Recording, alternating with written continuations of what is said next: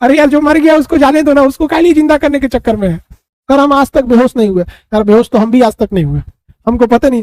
तो चलो चक्कर कैसे आता है हमको आज तक पता ही नहीं है। हाँ, ये चक्कर आना, कोमा में चले जाना, बेहोश हो जाना, ये सब शादी बाद होगा।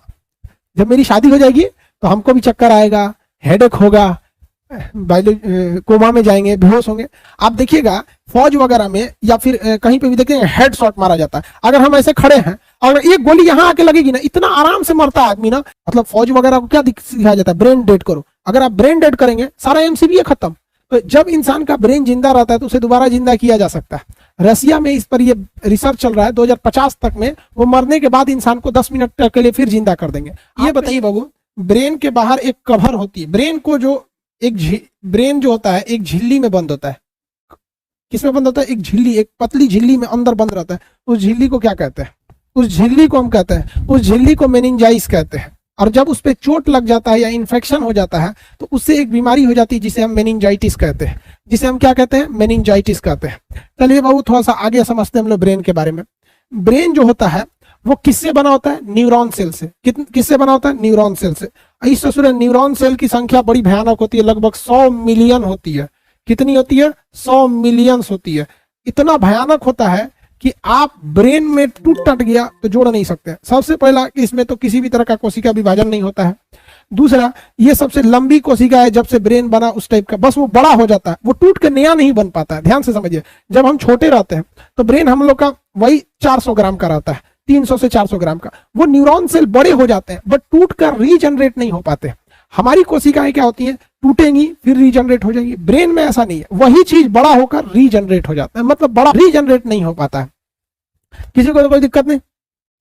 आगे बढ़े।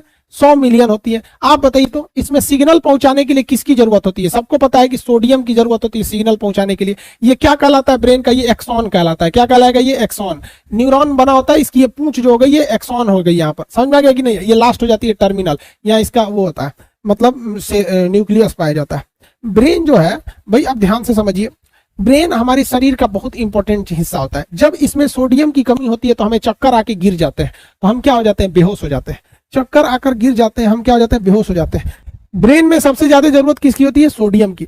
इंसान 3 तरह से मरता है। एक उसकी फिजिकल डेथ होती है, एक ब्रेन डेड होता है, और एक बायोलॉजिकल डेड होता है। चलिए बहुत ध्यान से समझिए। एक नेचुरल डेथ क्या होती है? आदमी बीमार पड़ा, शरीर भी झूल गया है, बुढ़ौती आ गया, जैसे हमारे उम्र के आएंगे लोग तो बहुत दिक्कत हो जाएगा, सोच रहा देह अच्छा से काम नहीं करेगा, और बूढ़ हो जाइएगा, बूढ़ सूढ़ हो जाइएगा, शरीर भी मरेगा, ब्रेन भी मरेगा। ये नेचुरल डेथ हो गया। एक्सीडेंटल डेथ तो पता है, सोच रहा गाड़ी उड़ी से टकरा के मर गए यहाँ पर। लेकिन 2 डेथ समझिए, एक बायोलॉजिकल डेथ, एक ब्रेन डेड।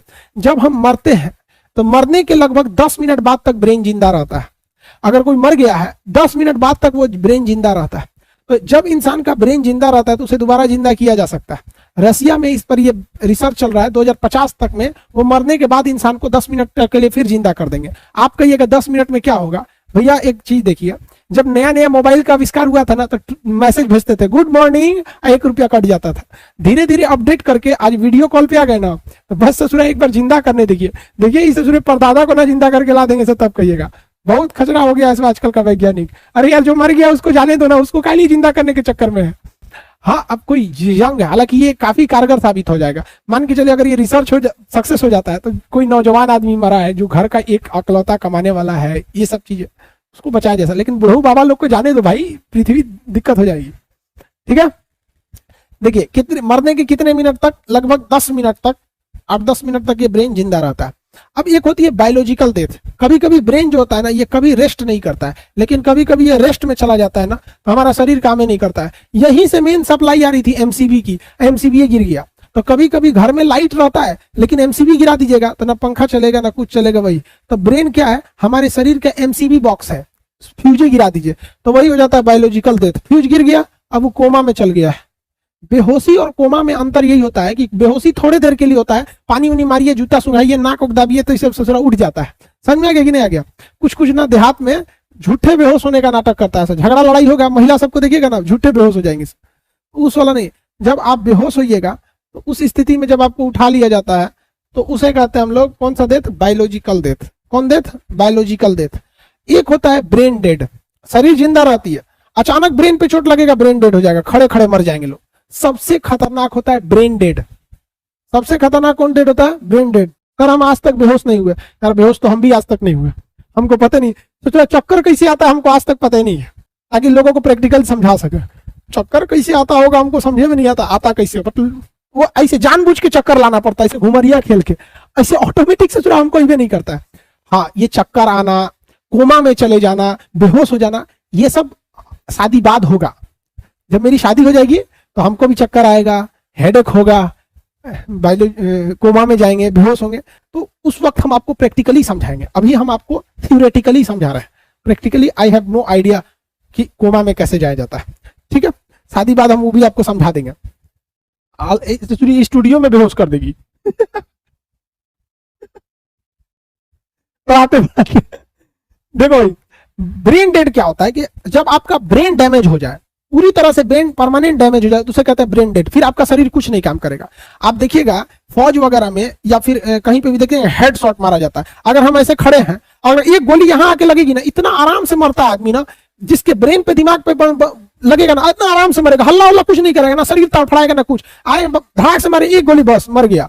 अब जितना 1-2 सेकंड तक बॉडी बैलेंस में रहेगी धाए से आराम से गिर जाएगा, चू चाक कुछ नहीं करेगा, सटाक से मर जाएगा। वो ब्रेन डेड होते हैं सब।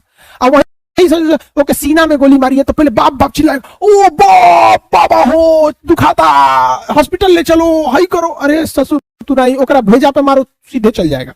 इसलिए स्नाइपर जो होते हैं सब ना, वो बॉर्डर पे देखिएगा ना, आप देखते होंगे मूवी में, मारा मर गया, बगल वाले को पता नहीं चला, आराम से मर जाएगा वो। अगर आप किसी को कहाँ मारिए, मतलब फौज वगैरह को क्या सिखाया जाता है? ब्रेन डेड करो। अगर आप ब्रेन डेड करेंगे, सारा एमसीबी खत्म। तो अगर मान के चलिए कोई चुपके से आपके घर में एमसीबी गिरा दिया, तो आपको लगेगा लाइट कट गया, ये थोड़ा पता चलेगा कि सोचा कौन एमसीबी गिरा है, सीधा एमसीबी गिर गया, कहानी खत्म। इसलिए ये गड़बड़ हो जाता है। अब बायोलॉजिकल डेथ किसे कहते हैं? जब इंसान का ब्रेन थोड़े देर के लिए रेस्ट में चल जाए, जैसे कोमा हो गया, उसे क्या कहते हैं? Biological death.